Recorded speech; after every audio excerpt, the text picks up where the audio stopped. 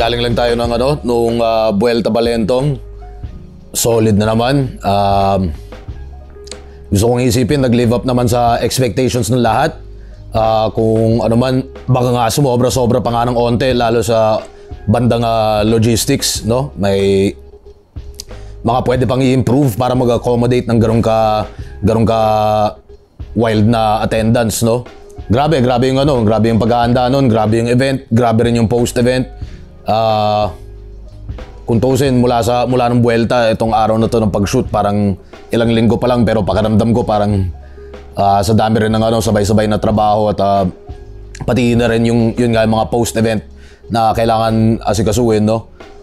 Pakiramdam ko parang isang buwan na higit na yung lumipas mula ng Vuelta pero ganun tayo ka tuloy-tuloy at ayun, nakita nyo naman na mga paisa-isang updates online ng mga petsa, yung ilang events naman doon, yung petsa man lang na announce naman na nung Vuelta, kaya yung mga nakanood na live, syempre may idea sila, tas na-upload naman na natin, tas ayun, eto na tayo, papunta ng Zoning 2021 at marami pang iba tulad ng Flip Top Live. Paano na buong Zoning 20 at 21?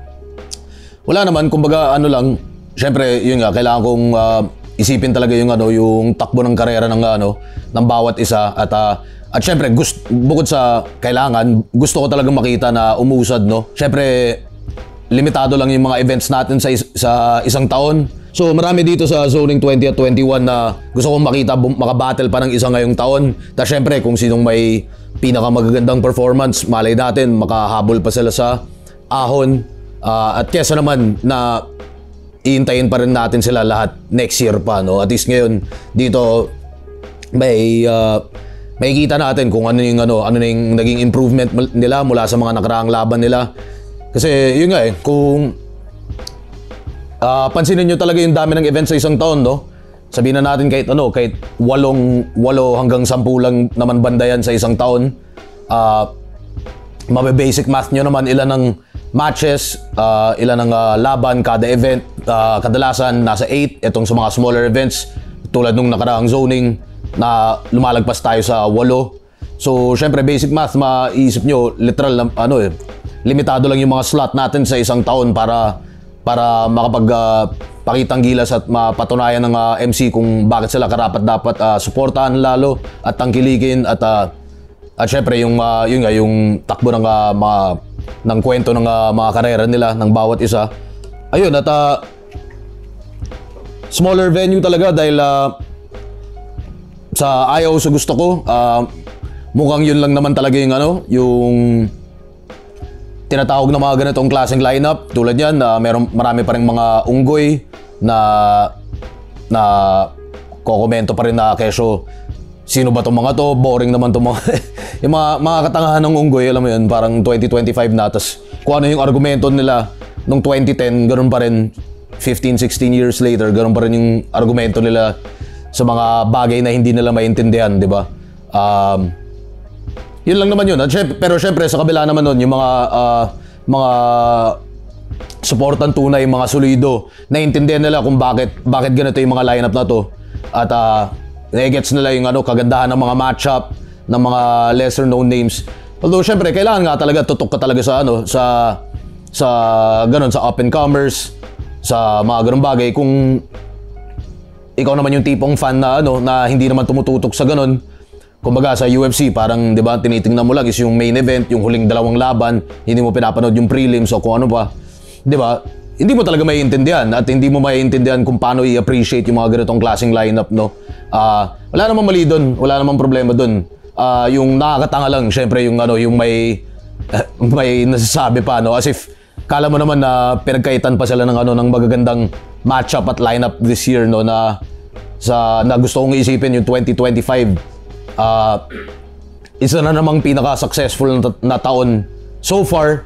Syempre, depende rin dito sa sa mga huling events natin ngayong taon mula sa Zoning 2021 sa Flip Top Live in Manila, live in Cebu. Tapos syempre yung ahon na 2 days din. Kung matapos ko lang yun, may tawid ko lang yun ng mabuti. siguro pwede na ako mag-retire o kaya ano, di ba? Parang siguro naman may nakita nyo naman na ano, mula pinakaunang event ngayon taon hanggang katapusan ng taon, pwede namang isipin siguro na ano, wala doon na pumalya talaga. Lahat ng ano, lahat ng binalak, lahat ng expectations na abot o kung di man nilagpasan, at wala naman doon na kinapos, no.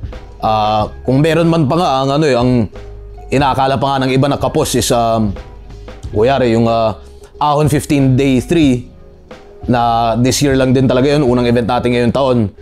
At para sa kanila, kapos yun. Kahit na, alam mo yun, parang 800 plus yung attendance natin, no? So siguro, syempre, parang medyo good problem, di ba? Na parang sa flip top, ang 800 attendance ay palpak pa rin para sa ibang tao, no? So, pero yun yung ano, yun talaga, lahat ng mga deserving, up and coming, at lalo yung hindi agad-agad mako-consider para sa Ahon, no? So kung hindi man tayo makagawa ng isa pang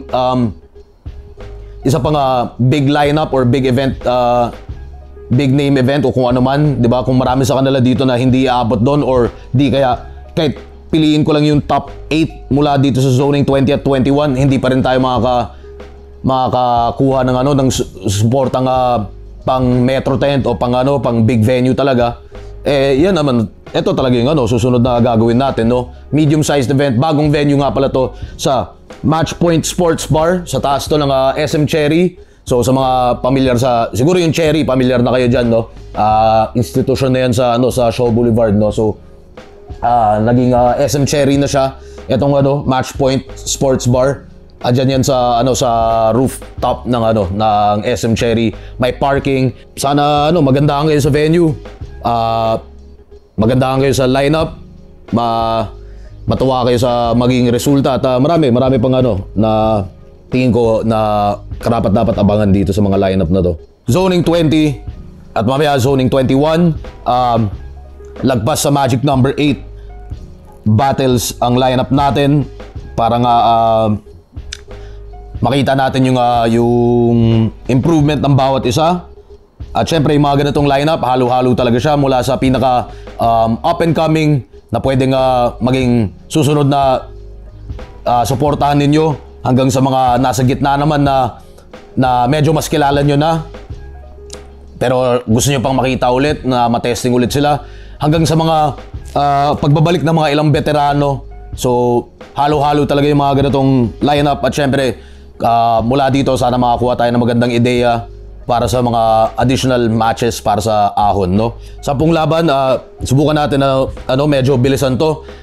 Syempre yun nga, subukan kong i-limit yung mga paliwanag ko sa mga bagay na tingin kong hindi nyo pa naririnig o di kaya sa mga dahilan kung bakit nyo dapat suportahan itong mga matchup na to, no? So mula sa ilalim, zoning 20, Lord Manuel versus Calix. Ang pagbabalik ni Calix, kung tuusin, isa siya sa medyo mas matagal na na nakapagpahinga na up and comer. At pagbabalik din ni Lord Manuel. Lord Manuel very nananaig talaga yung personality niya, yung style niya. Pwede pang mag-improve yung ibang technicals niya, delivery, creativity, rhyming, tulad naman ng lahat naman ng MC. Laging may pwedeng i-improve. Calix naman medyo mas well-rounded.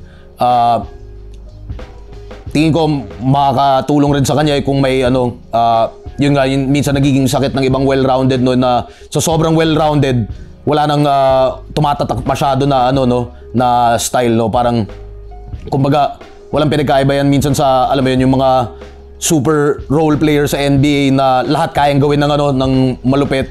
Tapos pero hindi pinapansin, pero mas papansinin yung 3-point specialist na yun lang yung kaya niyang gawin. Kahit na hindi naman siya level ni Steph Curry, no? Parang kuyari, kaya niya mag-apat na 3 points pero hindi niya kayang dumepensa, di ba? Minsan mas naalala yung ganun kaysa sa all-around player na kayang dumepensa, mag-rebound at lahat-lahat. So medyo ganun yung tingin ko sa ganitong klaseng matchup. Well-rounded versus specialist na syempre sana mapakita na lang yung improvements nila sa mga bagay na hindi nila specialization o hindi nila strengths, no? Pangalawa, Freak versus Antonym. Freak from Cavite, Antonym from Batangas. Freakman, isa pa rin sa rapper pagdating lalo sa sa hip hop music. Sobrang mula noon pa lagi kong natitripan talaga yung yung style nito, yung overall musical sound niya, yung mga paksa niya, lyricism niya, lahat. Rapper talaga to. Kung hindi niyo pakinggan niyo doon. At syempre, more of yung mga kaso tulad nito ni Freak, mas adjustment na lang siya papuntang battle rap kasi lahat ng ibang elemento na at karamihan mga ibang strengths na hindi basta-basta may tuturo, meron na siya, no? So more of adjustment na lang din. Antonym naman na medyo ganoon din sa isang banda. Siya naman galing naman sa spoken word background. Nakikita niyo naman sa recent battle niya o sa nakaraang battle niya mas tumatama, mas kumokonekta, mas pang battle rap yung tingin ko yan parang magandang pagsalpukan nila sa gitna na pareho silang parang tinutukoy ko na dapat mag-adjust papuntang battle rap. Ayan, magkita-kita sila sa gitna at magsalpukan. Tingin ko solidong lyricismo mula sa kanilang pareho. Punaan siguro kung ano yung pagkukulang ng isa't isa pagdating sa pagiging MC, sa pagiging rapper talaga at sa pagiging battle MC, no. So susunod, Blizzard versus Tulala. Blizzard, yan parang solid comedy style. Alam nyo na, hinog na hinog kung tuusin. Isa sa mga tingin kong balang araw abangan nyo rin talaga. Kung tuloy-tuloy lang yung streak niya, tuloy-tuloy lang din yung gutom niya, siguro okay rin makakita ng dagdag technical pa, dagdag bars pa. Pero hindi ko sinasabing nagkukulang lang siya doon. Kumbaga, mas kilala lang talaga siya doon sa style ng comedy niya. Tapos si Tulala naman, medyo hindi medyo kulang talaga yung last battle niya. Pero base sa mga past performances niya, pati na rin sa mga labas ng flip top na pagkapanood ko sa kanya, pagkakilala ko sa kanya, may bubuga pa talaga to. Sinasabi ko sa inyo, walang pinagkaiba yan sa lahat ng mga ibang MCs dati na binabansagan yung kakaiba o binabansagan yung weirdo, tapos sa tingin nyo walang laman yung sinasabi. Pero meron talaga. Nasa panahon na lang talaga kung may ilalabas nila at kung yung tama yung matchup na to para may pakita niya.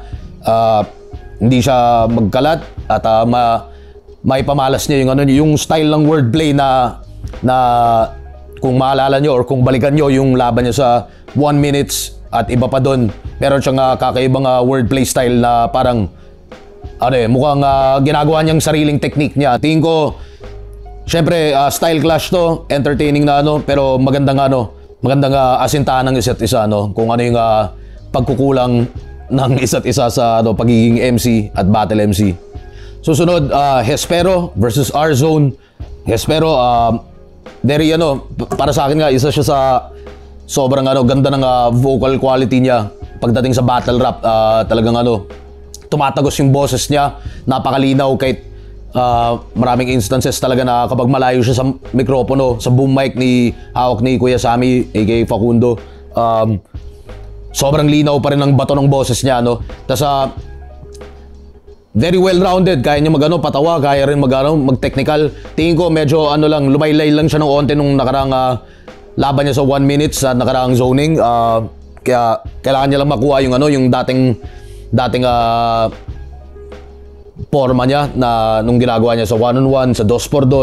At syempre yung kumpiyansa, at the end of the day, syempre pagdating dito sa battle rap, parang paligsahan talaga siya ng pakitaan kung bakit ka mas magaling na MC, battle MC kesa sa kalaban mo, So pagdating sa mga ganitong matchup, yun nga, or minsan sa karamihang matchup talaga kailangan tandaan ng MC na kuyari kung hindi ka inspired masyado sa kalaban mo, hindi ibig sabihin na dapat ipetics mo o kung ano man, 'di ba? Parang kumbaga dapat nga lalo mong patunayan kung bakit may agwat kung yari, 'di ba? Tas sa R-Zone, steady, up and coming, consistent.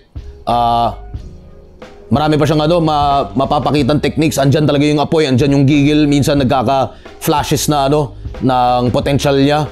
Pero tulad ng sinasabi ko rin sa mga ibang up and coming MCs, yun nga, minsan nasa pag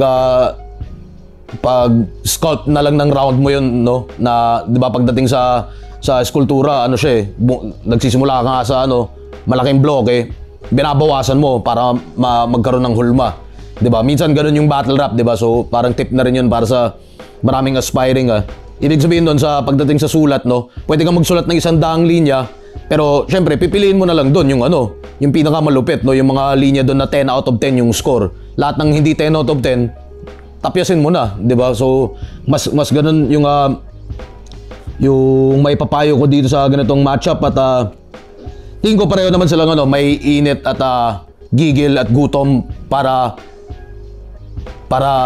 magmarka sa liga at para ipakita lalo kung bakit nila to matagal nang pinaghihirapan, bakit sila karapat dapat ng susunod na pagkakataon at karapat dapat ng suporta at pagtangkilik ninyo. Kaya espero R-Zone, tingin ko patalasan yan. Susunod, Vicente versus Don Rafael. Yan, Vicente sobrang isa rin sa gigil na gigil talaga.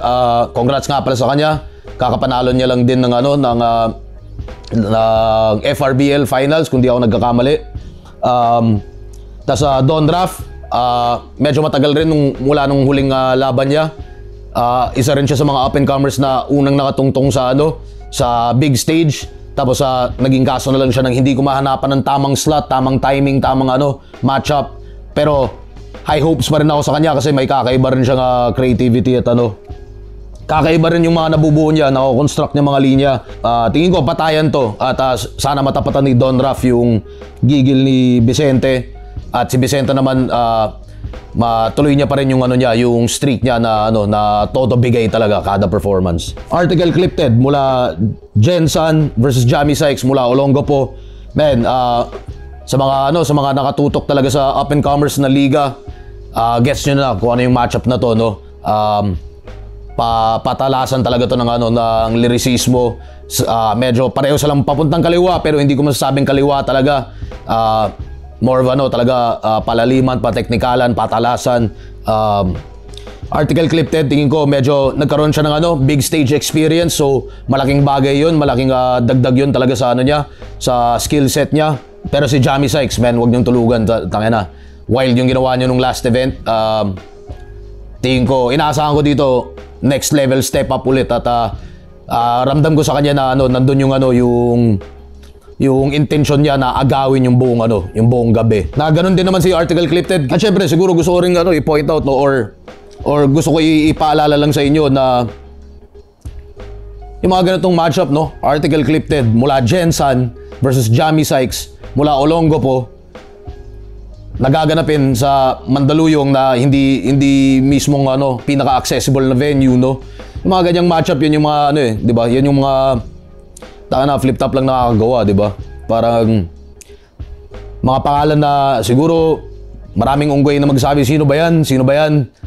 Pero yung liga talagang nandiyan yung tiwala sa kanila na makapagbigay ng matinding matchup na yun nga, pareho silang walang connection dito sa Maynila, lalo sa Mandaluyong.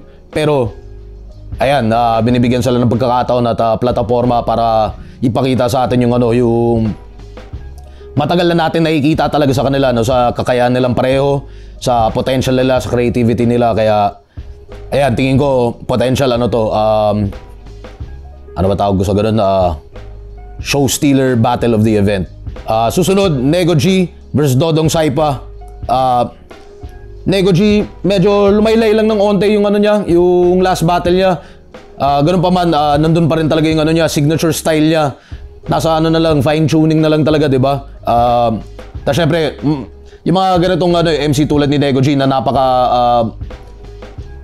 medyo relax sila na mag-perform, 'di ba? Parang masarap din makakita ng onting-onting gigil pa, 'di ba? Na parang yung hindi yung parang enerhiyang parang masaya ka lang na nandun ka, 'di ba? Parang gusto natin makakita ng onting parang gusto kong pumatay, 'di ba? Mas yun na lang, pero bukod doon, syempre, andyan na yung skill set ni Nego G. Tingin ko, matter of time na lang bago siya magkaroon ng isa pang next level breakout performance para sa inyo. At ganoon din kay Dodong Saipa. Syempre, mas comedy yung style niya. Si Nego G nagko-comedy din naman, pero medyo mas technical. Kasama na nga rin doon yung signature style ng niya, ng wordplay niya, na depende talaga sa execution. Si Dodong naman, yung comedy niya pulido rin, hindi talaga chamba yun. Kaya niya rin talaga kaya niya mag-technical din, at gets niya yung yung economics ng ano ng pagbuo ng isang battle rap round, no? Parang hindi siya hindi siya tsumatsamba, hindi rin siya nagsasayang ng ano ng espasyo. Talagang ano lang, more battles lang pa para lalo yung tangkilikin at suportahan. Kaya tingin ko kung pareho ang ano, basta pareho lang silang gutom at pareho nilang gustong patunayan sa kalaban na ano, mas magaling sila. Yan, salpukan talaga tong laban na to. Kaya balay natin sila rin maging ano, show stealer of the event, no? Tapos susunod, C9 mula Bulacan versus 30 ng Davao. Ganun ulit, mga MC na napakalayo dito lalaban sa Mandaluyong para sa ating mga Manileño, mga taga Metro Manila. Kumbaga mga wala masyadong connection talaga sa ano sa Metro Manila, pero sana mabigyan niyo pa rin ng suporta dahil tingin ko ano, magbibigayan talaga to. Si C9 halos pabeterano na rin talaga yan. More ano na lang, yun nga, ganun rin siya, kaso rin siya ng kailangan lang ng ano, ng perfectong matchup para lang mailabas lalo yung ano niya, yung matagal na nating nakikita sa kanya, 'di ba? At para mapaalala sa mga fans kung bakit siya dapat mas abangan pa. Sturdy naman, galing naman ng Isabuhay tournament. Syempre, medyo mas batang MC pero sky's the limit talaga sa potential nito. Halos lahat kayang gawin. Wala ano, fine tuning lang 'yan. Tapos tingin ko ano, aapoy talaga tong battle na to. Apoy itong battle na to. Kaya shoutout sa inyong dalawa. Abangan natin 'yan, C9 versus 30. Susunod, ang pagbabalik ng dalawang veterano, Tyke ng Antipolo at J King ng Cabanatuan City. Parehong very orthodox, parehong medyo old school yung rap ability, battle rap style, yung cadences. Medyo ano rin, ganun din, orthodox, old school din yung ano, yung mga atake at strategiya nila. So, yun ang resulta ng ano, inaabangan ko. Parang isang napaka-solid na ano, na parang reflection ng mga ano, ng mga matutulin na old school MCs sa pinakamodernong ano, paraan na ng battle rap natin ngayon, no. Minsan yung mga ganitong matchup na, ano yun nga, ando naman na yung skill set nilang pareho. Gets na yun talaga. Bukod sa lahat naman kayang i-improve, no? Pero nandyan pa rin naman mga kaakit-akit talaga na skill set ng mga sobrang experienced na MCs. Minsan yung kalaban na lang dyan yung ano strategizing di ba? Pwedeng yung isang MC maganda yung strategy niya, yung pangalawang MC hindi kasing ganda. Yung overall battle baka hindi kasing classic na inaakala niyo or hinahabol nating lahat. Pero syempre mas masaklap kung pareho silang wrong strategy yung gagamitin, na kumbaga yung strategy na yun baka umubra sa ibang kalaban o sa ibang setting. Pinakamadaling halimbawa na lang, no, kunyari si MC A galit na galit siya kay MC B, pero yung galit na may lalabas niya kay MC B bigla na lang niya ginamit kay MC C na hindi naman niya talaga kaaway, 'di ba? Minsan nagiging over 'di ba? Yun yung nagiging epekto nung ganun sa sa matchup Pero kapag nireserba mo yung galit na yun sa tamang MC, yun yung magandang doon tayo nagkakaroon ng maiinit na battle talaga, Kaya mas ganun na lang talaga. At syempre, itong dalawa hindi naman magkagalit yun. Kaya ginamit ko lang talaga bilang halimbawa ng kung gaano kahalaga rin yung strategizing at yung pagiging takes two to tango talaga para sa isang overall na magandang battle, Kaya pakitaan nyo, Tyke, J King, pucha, yari yan. At parehong matagal na sila nakapagpahinga. Pareho pa rin naman silang sumusuporta at nakatutok pa rin sa battle rap. So, more of classic orthodox battle rap na 'di ba? Parang onting gulang, onting experience, overall veteran efficiency at effectivity. At para sa main event natin ng Zoning 20, dalawang veterano din na dalawa rin sa pinaka prolific na battle MC sa kasaysayan ng liga. Parehong kasama since 2010. So itong dalawa, pucha, 16 years na tayo binibigyan ng matinding battle rap. Ano man yung tingin nyo sa kanilang pareho, nandun pa rin lagi. Hindi nyo maitatanggi yung yung passion at syempre yung intention na mag-improve at galingan palagi. Kaya maganda yung mga ganitong klaseng matchup eh. Tapos syempre parang yung mga ganitong klaseng veterano kapag nagkita, syempre may yun eh, may recognition sa isa't isa yun eh, na parang kaano ko to, kabatch ko to, kapwa veterans ko to, tangina, alam na natin pareho lahat ng pasikot-sikot sa laro, lahat ng pasikot-sikot sa mundo, sa buhay ng battle MC, sa labas ng battle rap. Natingin ko marami sa pareho silang nakakatikim at nakakaranas ng mga ganun, kaya parehong kayang mag-technical, parehong kayang magpaka-brutal, magpaka-comedy din. Underrated, tingin ko, yung mga comedy styles silang pareho.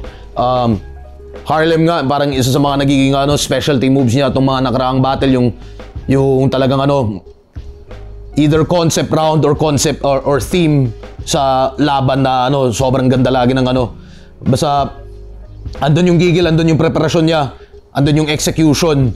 Parang mahirap talunin yung mga ganong klaseng performances. Ganun din kay Goriong Talas. Para sa akin, isa sa mga best sa small room battles, or in this case medium room battle, no? Parang rin yun eh.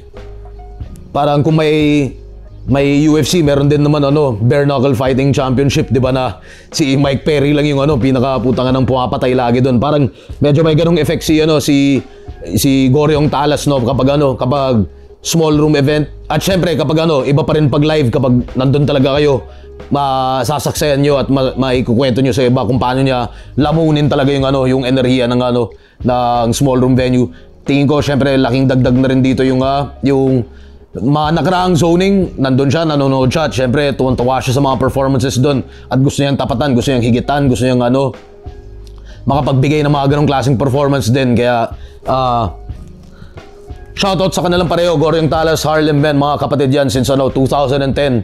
Ang tagal na natin dito, at sobrang may nostalgic feeling sa battle na to, at excited ako sa kulitan nyo, magiging kulitan nyo, kasi kilala ko kayong pareho, at alam ko iba rin yung kulit nyo. Hindi nyo palaging nagagamit o nailalabas sa battle, pero alam ko na alam nyo pareho na alam rin ng isa't isa yung mga kulit at mga magagandang pwedeng ihirit sa kalaban, no? Kaya salamat, at sleeper battle of the event to, no?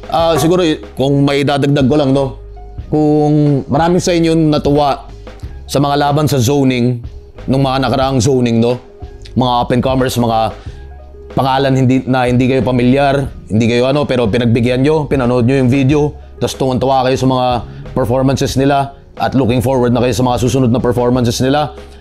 Ganun ulit yung habol natin na magawa para sa inyo, may bigay sa inyo na matinding entertainment at matinding battle rap. At higit doon, kung ano yung nagawa ni in particular, ang nagawa ni Ruffian at ni JD, tingin ko yun yung golden standard na habol ng karamihang MCs, kundi lahat ng MCs, na maulit na mahika, na hiwaga pagdating sa mga ganitong small, medium-sized venues natin, no? Na hindi basta-basta nagagawa rin sa big venue. Kaya at kayo, kung gusto nyo maka saksi ng ganun, iba pa rin pag live, iba pa rin yung big event. Kung lalong-lalo kung ikaw yung klaseng fan na medyo nalulula ka masyado sa ganung karaming tao, gusto mo medyo mas medyo mas intimate, pero nandun pa rin yung intensity, nandun pa rin yung init at apoy. Ito yung event para sa inyo. At paulit-ulit na lang, iba pa rin pag live, kaya kita-kits doon. At yun ang Zoning 20, 10 matinding battles para sa inyo, para sa isang matinding gabi ng battle rap. Gaganapin ulit sa Match Point Sports Bar, taas ng SM Cherry, Shaw Boulevard, sa aming hometown, Mandaluyong City. Shoutout syempre sa inyong lahat. Kita-kits tayo doon. Shoutout sa mga represent collab, sa Real Jokes, High Minds, Crown Manila, Hype Beat, Flip Top Beer, syempre available pa rin yan sa Zoning 20 at 21. At shoutouts din syempre Black Manila, Pinoy Pawn Stars, Linya Linya, Unhinged, RX Panda at Ulap, at lahat na rin ng mga nakaraang represent collab natin, Dark Horse, Rapolo, mga ibang tropa, Killion, 74, Egocentric, lahat ng tulong at suporta. Maraming salamat sa inyo. At kita-kits tayo doon, Zoning 20.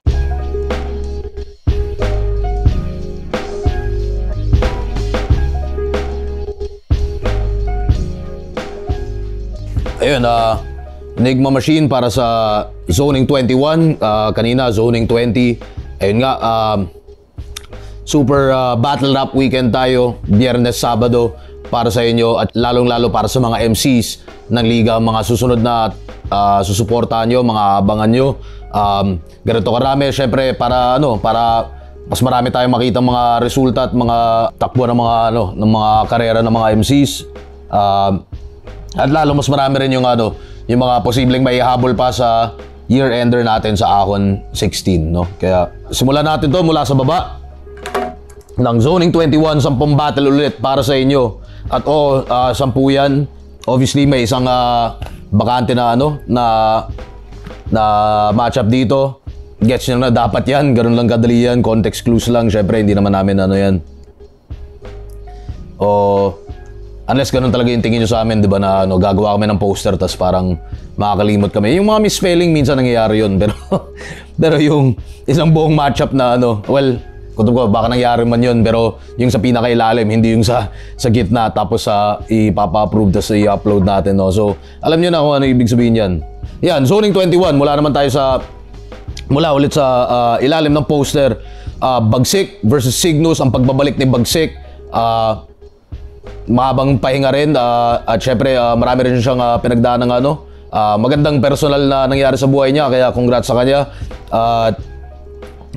Syempre hinahanapan lang natin yung pinakatamang panahon at pinakatamang matchup na nagme-make sense para sa kanya at pati na rin sa kalaban niya. Kaya syempre Bagsik, bukod sa yung minsan nagiging signature style niya na lagi yung sinasabing personalan na karamihan di kaya lahat naman doon ay imbento naman, pero parang parte ng karakter niya, bukod na rin syempre sa win-loss record niya.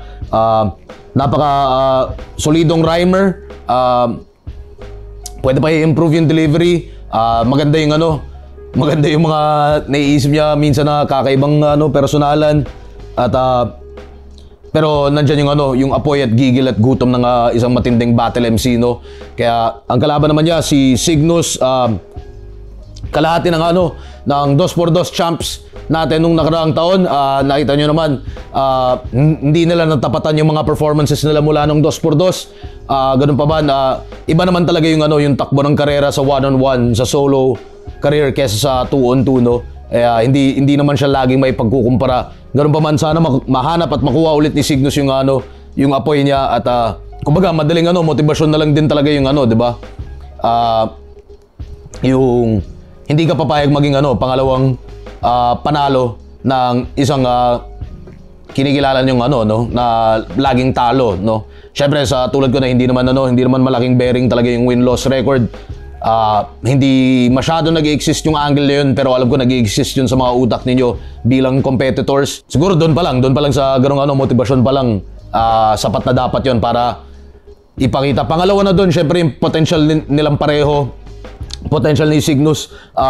Kung balikan nyo pa yung pinaka-unang 1 minutes niya at kahit mga ibang laban niya sa ibang liga, napaka-technical na MC naman talaga yan ni Cygnus. Ewan ko, siguro nadala ng 2x2. Medyo sumasandal siya ngayon sa comedy at kung ano pa. Pero sa technicalan lang, isa to sa mas technical talaga na MCs na up-and-comers, no? Kaya sana makakita tayo ng konting ganun ulit. Pero syempre, maganda pa rin yung lahat ng moves kaya mong gawin. So kung magpapatawa ka pa rin, okay naman, basta kung ano yung level na nagagawa mo nung 2x2 o nang kaya mong gawin mag-isa, magawa mo pa rin sa 1-on-1. At tingin ko napakabagay ng matchup na to para sa kanilang pareho. Kung matalo ni Bagsik to, syempre hindi basta-basta nakalaban nga rin si Cygnus, well deserved. Kung manalo si Cygnus dito, well deserved din dahil mas sa isang banda medyo mas veterano si Bagsik sa kanya, no? Kaya ayan, sana magpugutan kayo at enjoy pa rin. Susunod, Atoms versus Class G. Ganon din kay Atoms, no? Sa nakaraang battle niya sa zoning. At ganun din kung ibabase yung mga battle sa ibang liga, pati na rin sa 1 minutes dati, mas technical na MC, kailangan talaga bagayan ng gigil, ng enerhiya, ng competitive spirit, na hindi ko naman sinasabing wala yun nung nakaraan, pero siguro bitin yung nung nakaraan, no? So may mahanap ulit natin, makita ulit natin, at maging napakabagay pa naman sa kalaban niya na si Class G, na isa rin lagi sa pinakagigil na mag-battle. Syempre, Class G, sana rin may paglaban niya rin lalo yung pwesto niya, at kung bakit dati siyang isa sa pinaka-inaabang up-and-comers, at kung bakit kaya niya pa rin maging isa sa mga ganun, no? Class G minsan siguro nagiging lang siya, kaso lang talaga siya ng maling strategy, pero syempre nandyan yung skill set, nandyan yung rap ability, nandyan yung vocal quality, andyan yung gigil at gutom. Yun na lang talaga, ayusin na lang yung overall package para makakuha tayo ng matinding bakbakan mula sa kanilang pareho, no? Kaya tingin ko yung battle na to may parang sa Bagsik versus Cygnus din. A lot to lose, something to prove. Kaya ayun, sulitin nyo boys, naniniwala pa rin ako na kayang-kaya nyo yan. Susunod na laban, Secreto versus K3U. Parehong mas mababigat magsulat. Parehong pwedeng mag-improve yung delivery. Tingin ko pareho silang inspired sa isa't isa sa ganitong klaseng matchup. Pagandahan ng sulat. Tapos syempre, pagandahan na rin ng kung anumang improvements na may dadala nila sa matchup na to. Malay nyo, ito yung show stealer battle of the event. Secreto nga pala galing Gensan, at K3U, well, nasa Laguna na ata siya ngayon, kung di ako nagkakamali, o hindi kaya nasa Cavite pa rin. Susunod na laban, Aubrey versus Charisma. Laban ng ika nga nila, laban daw ng Temple Street represent dito sa siguro ito yung mga matchup na yung tinatawag ko strength clash, no? So pareho, medyo similar yung strengths nila, yung rap ability, nandiyan yung kumpiyansa bilang rapper, delivery, mga ganung bagay. Aubrey medyo mas nagkaroon ng experience sa nakaraang laban niya. Charisma naman, tingin ko gugustuhin niya rin talaga na ipakita pa rin yung agwat niya sa mas batang MC. Medyo hometown hero na naman to si Charisma dito sa laban na to, no? Nung Aon 15 day 3, siguro baka nasa lang siya, 2 minuto lang yung layo ng bahay niya sa venue. Ngayon naman nasa 5 minuto lang. Ayun, hometown hero, at syempre Mandaluyong represent, Charisma. Tingin ko pwede na lang enjoyin tong battle na to, and at the same time mapakita pa rin, ma-exemplify pa rin nila yung strengths nilang pareho. At syempre, sana may onting improvement pa rin. Magkasama pa nga ata itong dalawa nung nakaraan lang, birthday ni Charisma. Magkasama sila at alam na nila nung araw na yun. Ilang araw pa lang alam na nila na sila yung maglalaban, pero ganun pa rin, sports pa rin. Syempre, magkapatid pa rin yan, kaya yun, pakita nyo. Susunod na laban, Pamoso versus Blazer. Pamoso nga pala galing pang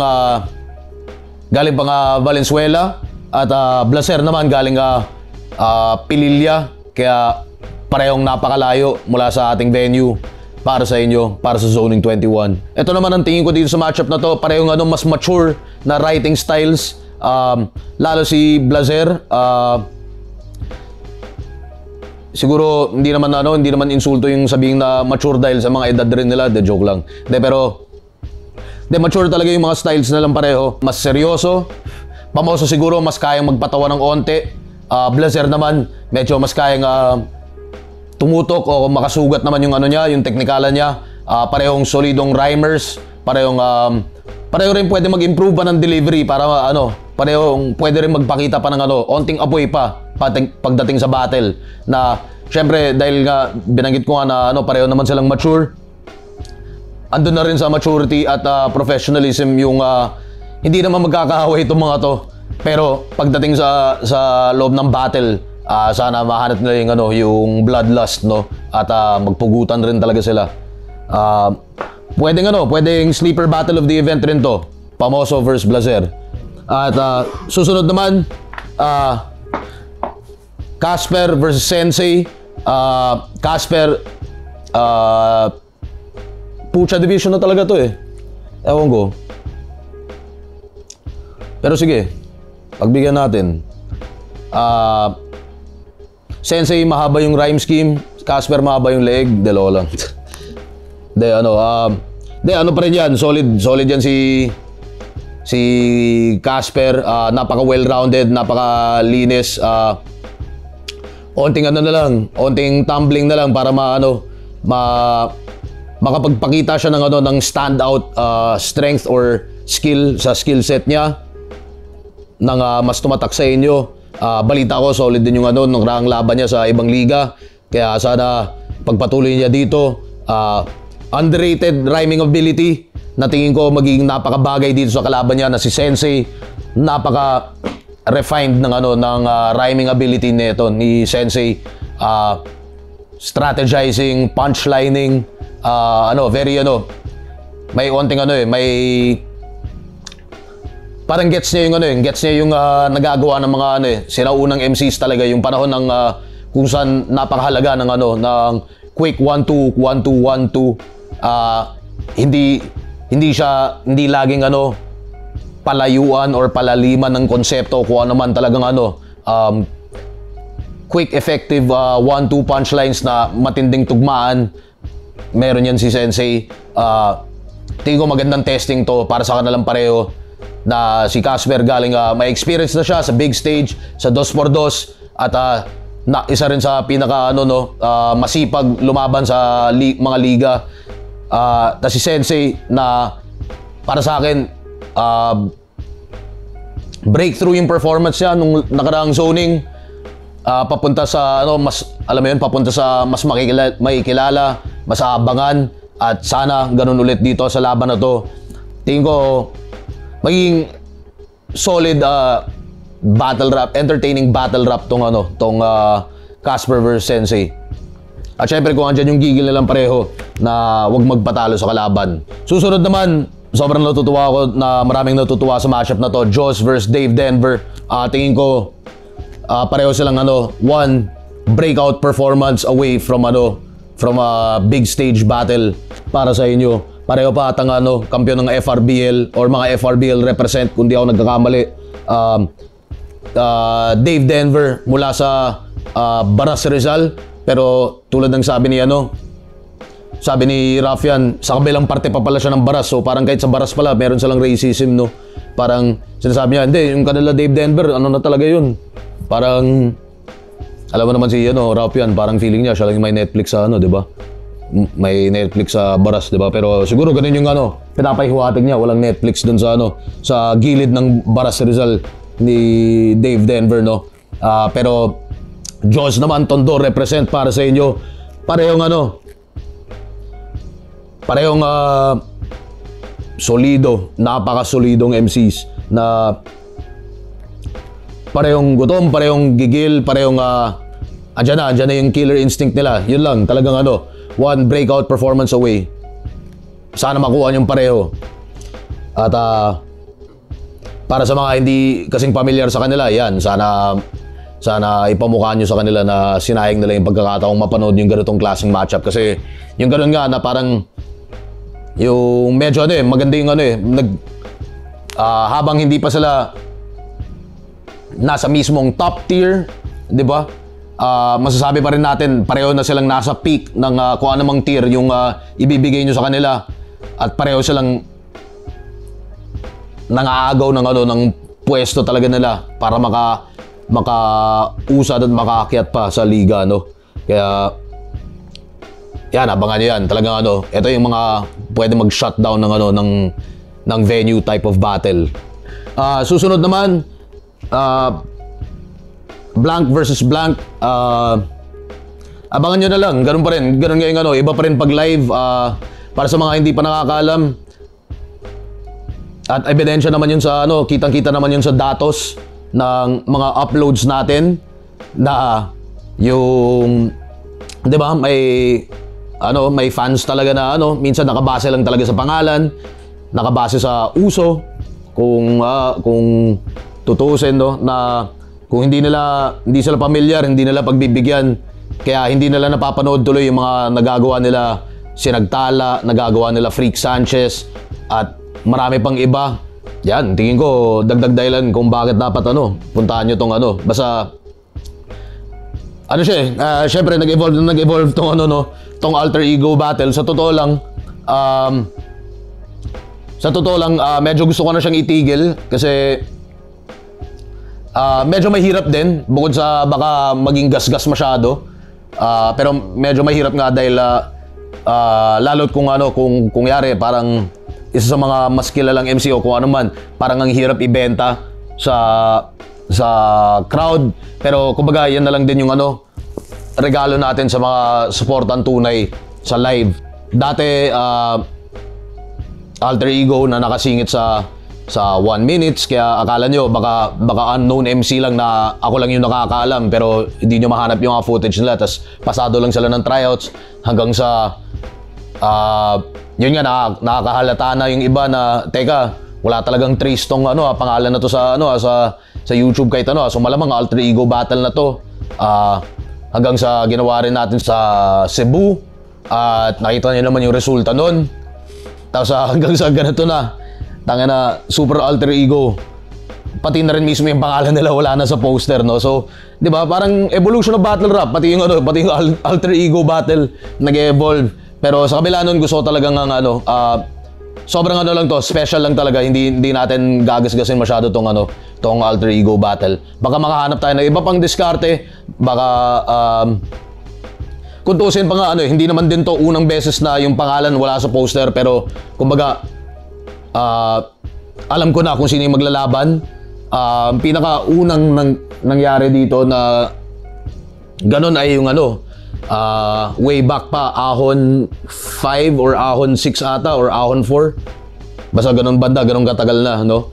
Na yung special freestyle battle na si Tyke at Delo, no?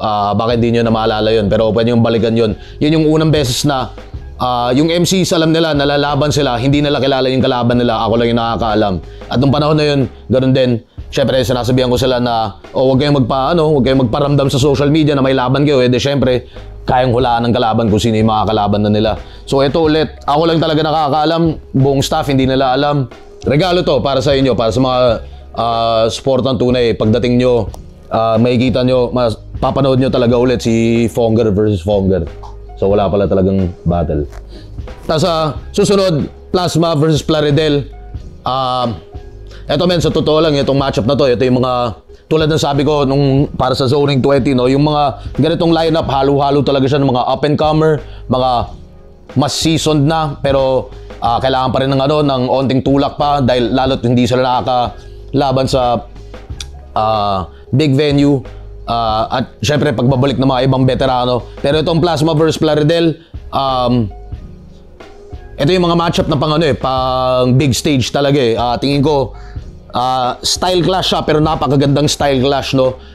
Syempre yung deadpan humor at technical ability, pati syempre yung hindi na mawawalang stilong horrorcore ni Plaz, stilong brutal ni Plaz versus ever improving na bars at wordplay at pati na rin delivery ni Plaridel. Parehong underrated na MC para sa akin. Parang lalo kung na-enjoy nyo yung nakaraang battle ni Plaridel, as much as ang lupit talaga ni Ruffian doon, napakalupit din talaga ni Plaridel. Nakakatuwa palagi na lagi pa rin siya may nahahanap na bago rin na mga may improve sa overall skill set niya, pati na rin sa sulat niya. Paano ba? Siguro baka ang pwedeng i-note dito is laban ng alternative punchlining, 'di ba? So kung ang punchlining ni Plaz, yun nga, may halong brutal, may halong deadpan comedy. Yung punchlines naman ni Plaridel, may mga twist, may mga wordplay na hindi mo inaasahan. Tapos syempre minsan may halong bilingual na wordplay o kung ano pa. Pareho silang punchliners pa rin, pero alternative dahil hindi ko masasabing left field. So hindi sila kaliwang-kaliwa, hindi rin sila sentro or orthodox, pero kakaiba yung mga atake nila. Pero yung mismong construction pa rin of a punchline na setup to punchline, gets la magkaiba lang yung flavor ng ng execution nila, no? Kaya posibleng sleeper battle of the event to. Ang matatanggal yung letters P, L at A sa pangalan nila. So pwede maging Zma, pwede maging Riddle. O tingnan natin. At para sa ating main event, itong laban na to, man, dapat pang big stage talaga to. Pero at the same time, napakaganda na nasa small medium venue tong battle na to. Si Lucas, alam niyo na, kayang-kaya niyang lumamon kahit big stage. Napaka experience, napaka seasoned na battle MC, napakalupit na lyricista. Paulit-ulit kong sinasabi talaga, kapag balik-balikan niyo yung mga linya ni Zen Luke, talagang lagi kayo may mahahanap na bago, lagi kayo may mahihimay na na putangan na naisip niya pa yun. Tangina na ang galing-galing ng ng pagkalatag. Akala mo napaka-effortless, akala mo hindi siya intentional na malalim na punchline o kung ano man, pero andun. Unico naman, yan, kalalabas lang din ng battle niya. Kung di nyo pa napapanood, balikan nyo. Unico vs JD. Grabe yung ginawa niya doon. Nakakatuwang mapanood na sa tagal din ng pag-battle ni Unico, na iba't ibang kabanata yung naabot rin ng karera niya, mula sa isa sa mga matinding up-and-comers, tapos may panahon na hindi siya masyadong pinapaboran, tapos onting pahinga, tapos ngayon talagang pinapakita niya ulit yung yung kung bakit siya deserving talaga ng suporta at deserving ng nung tingin nyo sa kanya nung una. Tingin ko may maabutan ata tong si Unico na makakapag-unlock siya ng bagong skill na parang kakaiba yung umasinta ng angle, parang gano'n. Kumbaga sa nakaraang laban niya, may mga nagawa siyang angle na yung pili niyang angle hindi naman kakaiba, pero kung paano niya sinilip, paano niya pinalaki, yun yung kakaiba doon. Tingin ko hindi chamba yun, talagang matagal na siyang training talaga sa hyperbaric chamber, at lagi naman tutok yan sa lahat ng battle, sa mga bagong nagagawa, sa pagtulak ng mga limitasyon ng creativity at lahat-lahat. At nag-pay off siya nung last battle. Sana tuloy-tuloy pa rin.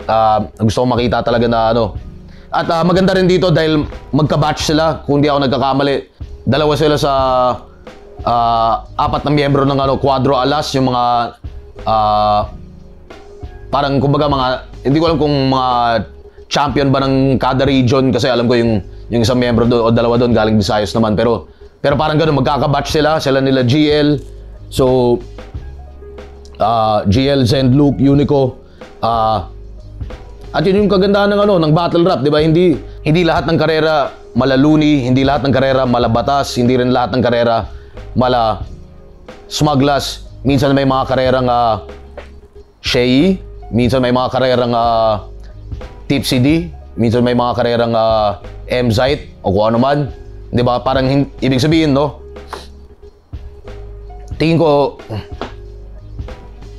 premature para sabihin na napag-iwanan ng katulad ni Unico. At tingin ko marami pa siyang balang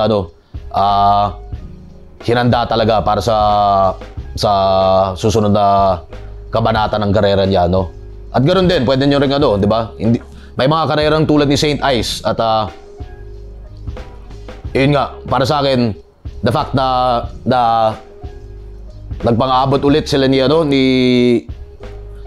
Zen Luke, naka-batchmate niya, na yun nga, di maitatangging medyo may agwat pagdating sa success niya sa battle rap, pero andun pa rin ulit agad si Unico, tatapat sa kanya. At yan, talagang play to your strengths lang, boys, at bigyan nyo kami ng magandang laban. Expectation ko sa lahat kayo mag-breakthrough at ipamukha nyo at ipaalala nyo sa mga unggoy kung bakit sila unggoy at kung bakit dapat inabangan nila yung mga ganitong klaseng matchup, no? Kasi yun nga, gano'n naman yung gano'n naman yung pag-iisip natin papasok na lineup eh. Hindi naman to mema lineup lang o kaya o dinadaan sa ganito ganyan, no? Ang expectation talaga is deserving kayo. Kaya dapat patunayan nyo na bigyan nyo ng hustisya yung tingin ng liga, tingin ko na deserving kayo. At syempre yung para maitulak pa rin lalo yung syempre yung mga individual na career nyo, mga individual na creative limits nyo. Pero overall, syempre yung mga limitasyon ng battle rap at as a whole at syempre Filipino battle rap. Kaya yun yung expectations. Maraming sleeper battles eh. Yun lang masasabi ko eh. Inaasahan ko lahat ng MCs na enjoy nila yung sarili nila at syempre focus pa rin na maraming uuwing sugat-sugat. Kaya ipakita natin kung ano yung gold standard para sa mga ganitong klaseng venue, ganitong klaseng lineup. Hindi lahat pang big stage, hindi lahat pang big venue. Pero ganun pa man, sa ganito may hiwaga pa rin sa pinakamalaking rap battle league sa buong mundo. At yun ang Zoning 21. Kita-kits ulit tayo dyan kinabukasan ng Zoning 20 sa Matchpoint Sports Bar, rooftop ng SM Cherry, Shaw Boulevard, Mandaluyong City. Kita-kits tayo dyan. Yun nga, super battle rap weekend, 20 battles na matindi para sa inyo at mga magagandang resulta nito. Syempre maasahan natin na sa ahon din at ituring nyo nga na ito ang mini ahon bago yung mismong ahon. Kaya iba pa rin pag live, kita-kits doon. At syempre ito yung mga hakbang natin bago tayo tumuloy sa pagkalabas ni Jose Marie Chan sa December. Hindi, grabe yung schedule natin, no? Susunod na linggo mula dito sa shoot na to, doon nga ako sa Frankfurt, Germany para sa Frankfurt Book Messe o kung sa English Book Fair, isang annual worldwide book fair na ginaganap sa Frankfurt. Parang higit parang over 100 years old na tong book fair na to at Philippines ang guest of honor at syempre makakapag-represent ako doon para sa sining naman ng battle rap dahil guest of honor ang Philippines, guest of honor country kung tawagin, no? May special focus talaga. So maraming iba't ibang elemento ng Filipino culture ang magre-represent doon sa isang book fair na yun nga isipin mo parang anong gagawin ng battle rap sa book fair, no? Pero yun nga dahil overall Filipino culture, over 400 delegates ang papaliparin ang kasama ko papunta doon sa Frankfurt. Yun, syempre hindi biro yung preparasyon doon. Tapos syempre Zoning 20 sa October 24, Biyernes yun. As in makakabalik lang ako dito mga ilang araw bago nito. Pero syempre habang andun ako, puro trabaho pa rin. Zoning 21, October 25, Sabado naman yan. Kaya paikli yung lifespan ko. At pagkatapos ng Zoning 21, eto na nga, yung matagal na nating pinapahinog para sa inyo. Ang bagong event natin na Flip Top Live, ang pinakamalapit na experience ulit natin sa Flip Top Festival. So habang hindi pa natin magawa ulit yung level ng The Flip Top Festival, at sa totoo lang tingin ko talaga halos imposible ng tapatan yung The Flip Top Festival. Baka tingnan natin si year 20, pero ewan ko, pahirap ng pahirap. Syempre napaka kaya habang wala pa tayong ganun, ito yung susubukan natin, Flip Top Live. Medyo isa sa mga mas basic na pamagat ng mga events natin, pero kumbaga basic din siya dahil siguro ang pinakatutok naman talaga dito is yung mga performers talaga, yung mga lineup. So mga lineup dito, hindi rin siya pang festival style na padamihan. Ito'y mas onting performers pero mas mabibigat na performances para sa inyo, no? So, hindi siya festival type na padamihan pero maikli lang yung mga sets. Ito, gusto natin bigyan ng tutok at attention talaga sa bawat isang performer dito. May mga susubukan tayong gawin na hindi naman out of this world talaga, pero kumbaga parang mga ilang bagay siguro na napansin namin hindi laging nagagawa ng mga ibang live concert, no? Kaya syempre isa sa pinakamalaking karangalan mapabalik dito si Kuya Bamboo de Pistola. Pampito na ata to ni Bam dito sa Pilipinas. At ganoon pa man, parang pa rin siya, no, rare creature pa rin talaga siya, no, pero tama nga, nandito pa nga siya nung homecoming tour niya, which is naging day 3 siya ng Ahon 4. Solid din yun, at yung punta niya pala dito nakasama si Geologic, ngayon lang din pinaalala sa akin na kumbaga biglaan lang din yun dahil bigla silang pina-open ni Macklemore sa Moa Arena. Meron pa siya dati na kasama rin si Rocky. Tas yun nga, pero yung huling huling performance niya nung Flip Top Festival mismo. So here we are 5 years later. Bamboo de Pistola kasama si DJ Fatrick in full effect para sa inyo. DJ MC session. Sa mga nakakasaksi, alam nyo na gaano kalupit si Kuya Bam. Pero hindi pa nga natin napapanood yung buong puwersa niya talaga dahil ngayon pa lang niya makakasama ang pinaka OG na DJ niya na si DJ Fatrick all the way from LA para sa inyo. At syempre kung sa tagal na nating pinapanood si Bam, lagi lang natin siya nakikita ng solo artist. Hindi pa natin siya napapanood na parang kumbaga katumbas ng full band o kaya di kaya yung pinaka kabisado yung performance style at performance mga maliliit na bagay. Kaya ayun yung isang kagandahan dito sa Flip Top Live. Kung nagagalingan na kayo kay Kuya Bam dati, tsaka na, eto na yun. Eto na yung full experience. O di kaya sa mga mas na slang, no? Eto na yung all the way. Bastos ang puta. Dahil sasama po ba yun? Har. At syempre, andyan ang mga OGs at pioneers na si Sir Glock 9, andyan si Looney, mga headliners natin para sa Flip Top Live in Manila. Pero kalalabas lang din ang mga detalye nung nakaraang araw. Yun nga, sa totoo matagal lang nakaplano to. Hindi lang namin ma-anunsyo nung nakaraan dahil nga medyo syempre ayaw natin maging tasteless na sa gitna ng sakuna sa Cebu. Bigla na lang magpo-promote tayo ng event, no? At kahit yung pag-promote pa rin nito, medyo ako personally nahihirapan pa rin akong i-promote to, pero syempre ano namang gagawin natin, hindi natin ipo-promote, diba? Tapos dadala rin dyan Flip Top Live in Cebu. Ganun pa rin, Looney, Glock 9, Bamboo de Pistola, mga ibang performers natin dyan, Mr. Lefty, No Pets Allowed, at si Keja at DJ Short. So yan ang Flip Top Live in Cebu. Tapos Flip Top Live in Manila, yung sa Cebu, yan? November 7, Biyernes, no? Kaya puta na, ewan ko anong ginagawa ko sa buhay ko. Gusto ko na ata talagang gusto ko ata talagang umikli yung buhay ko. November 7, kinabukasan, lipad kagad kami pabalik para sa November 8, Flip Top Live in Manila sa Metro Tent. Keja, Supreme Fist, nandyan si Mot, andyan si Chemical Ali at DJ RB1. Syempre, Looney, Bamboo, Glock 9, at DJ Nico din para sa inyo. Kakaibang experience yan, or at least susubukan natin gawing kakaibang experience mula sa nakakasanayan yung live concerts.